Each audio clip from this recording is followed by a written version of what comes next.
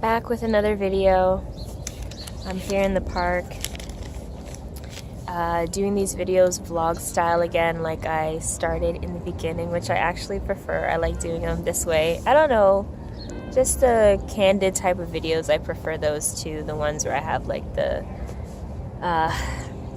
backdrop and all that stuff. But you know, anyway, today I'm coming to talk about something.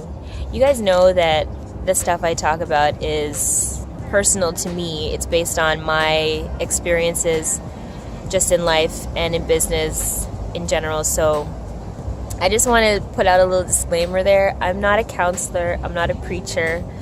I don't know. I'm just an ordinary person going through life, growing, making mistakes, having experiences, and eventually learning from them and trying to share those experiences with you so that either you don't have to make the same mistakes or you're prepared for those things when they come because you've had some good advice, I hope.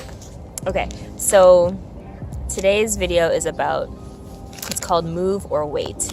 I feel like there's three kinds of people, and I'm going to talk about those three people because I feel like throughout the course of my life and in business, I've been one of these three people at different times in life. And I want you to know you don't have to feel bad if you identify with one person more than the other, or if you are all three of these people just on a Monday or a Tuesday. It's okay. That's why it's called growth. You're growing. So the first person is, first of all, these three people relate to, how would I say? They relate to the post I was talking about where sometimes you're frustrated, you feel like there's something that you need to do, you know you need to do it, and one of these three personalities kind of comes into the play. So either you end up, one, praying to God and asking Him to help you with whatever it is you need help with, whether it's life, business, etc. But you pray and you don't actually do anything. And when I say you don't actually do anything, I mean you don't move. You don't take the necessary steps. You pray and then you kind of sit back and you wait.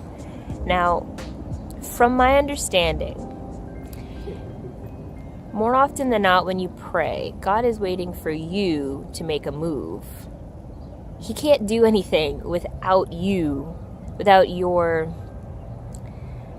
how would I put it? He can't force you to move in any given direction. Like, you have to eventually come to the realization that this is it, and I'm going to start moving, I'm going to pick up my feet, and I'm going to go. So, for example, if it's that business that you say you want to start, and you're praying to God that He'll give you insight on,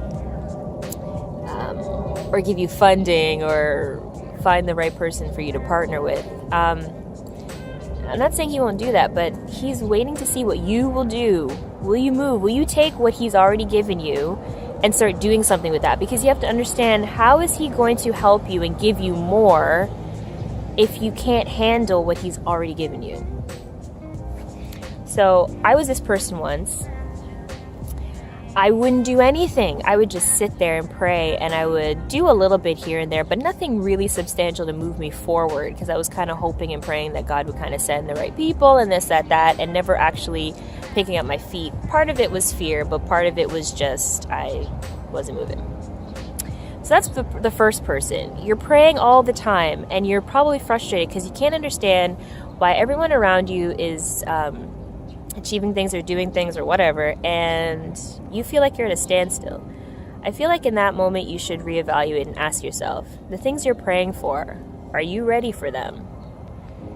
Have you already started using the things that God already gave you, the resources He's already given you, the people He's already put in your life to help you, the gifts and the talents, the experiences that you already have? Have you started using that? Because He's not going to give you more until He can see that you can handle what He's already given you. I had to learn that. Okay. The second person is the hustler, the go-getter, the go. Now, that is also me. When I have an idea and I know I can do it, I run with it. You don't have to tell me twice. I'm like, all right, this is what I have to do. I'm gone, out the door, running around, doing whatever I got to do. There's nothing wrong with the go-getter, okay? There's nothing wrong with any of these people. It's just finding that sweet spot. The growth that the hustler or the go-getter has to do is trusting God. He's waiting for you to let him help you. You're running around like crazy trying to do everything by yourself. You got on every hat. Even the hats you don't necessarily need to have on. You have them all on. And God is just chilling. And he's like, all right, let's see what this girl's going to do. She prayed and she asked me for help, but she's kind of just running with it herself. She's not really letting me aid her in any kind of way. She's doing it all by herself. So that second person is will easily get frustrated and overwhelmed because they're trying to do everything on their own. You might have that characteristic or those characteristics throughout the year. Just depends on what you're working on and what you're trying to do with your life and stuff. So you might find yourself falling into that trap many times. And it's so easy because every other quote post I see online is go-getter, hustler. Hustle, grind. And it's like sometimes, I'm not saying when you're waiting on God and trusting him to help you and to do the things he promised that you're not doing things. You are. But sometimes you have to take a back seat and let him be your co-pilot. Let him be your COO. That is the reason why the C in Unchained or the Unchained CEO stands for Christ-like, because I remind myself every day that I am not in this by myself. He is my co-partner in business and life and everything. So that's the second person. The third person, now this to me is the sweet spot. This is when you get to that place in your growth where you're like, okay, you pray to God, you do the things you know you need to do, and the things that you've prayed to him about, you allow him to move for you. Because when you pray for something and then you try to do everything on your own, you're kind of in a sense showing yourself that you don't really trust that he'll do it for you. That's why you're getting up and do it, even though you prayed to him. Sometimes we want things today. God sees things ahead of us, and he sees that if he gives us that today, or if he opens that door today, we are going to mess it up. We are going to crap all over it.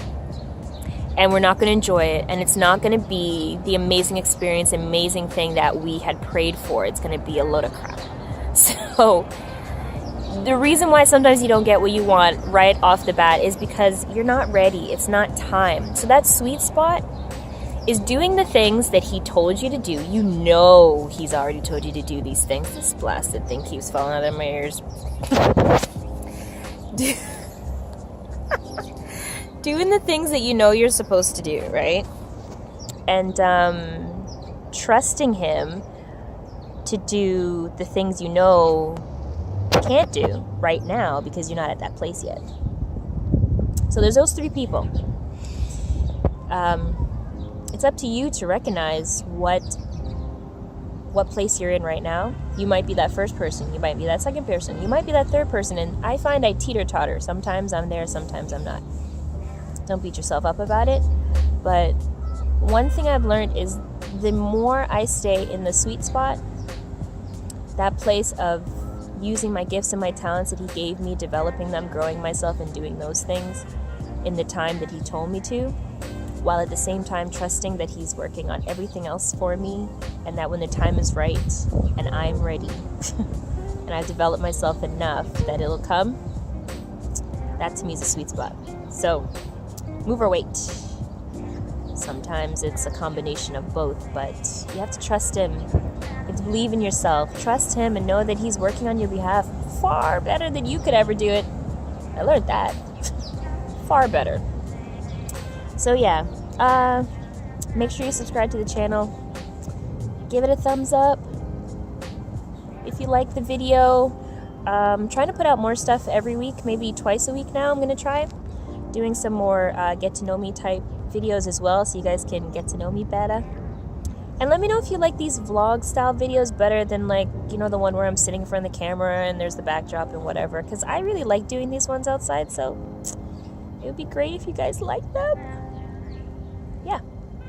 So, like I said, subscribe to the channel, like, comment, please share, let other people see this, let other people get this message. And thanks for watching. Have a great weekend and enjoy next week. Peace.